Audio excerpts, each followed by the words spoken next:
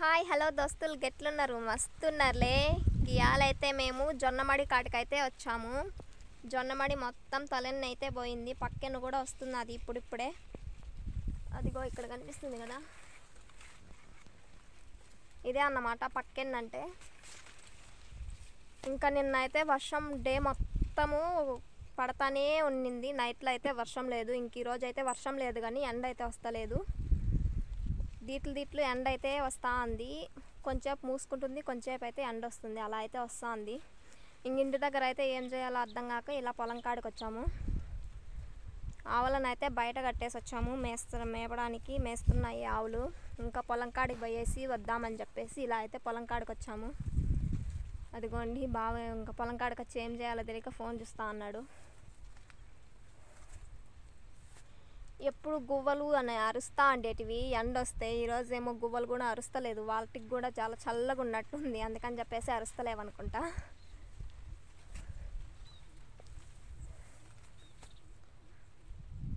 ఆడో ఒక గువ్వ అరుస్తుంది, అది ఏం గువ్వ నాకైతే తెలియదు.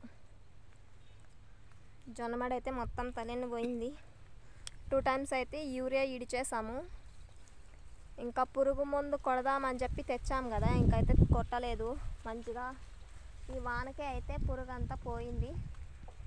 ఇప్పుడైతే పురుగు ఏం లేదు, జొన్నమడికి మంచిగా ఉంది. ఇంకా పొడుగు పెరిగిపోయిందని చెప్పేసి బాగా కొట్టడానికి వీలు కాదని చెప్పేసి పురుగు మందు అయితే కొట్టలేదన్నమాట.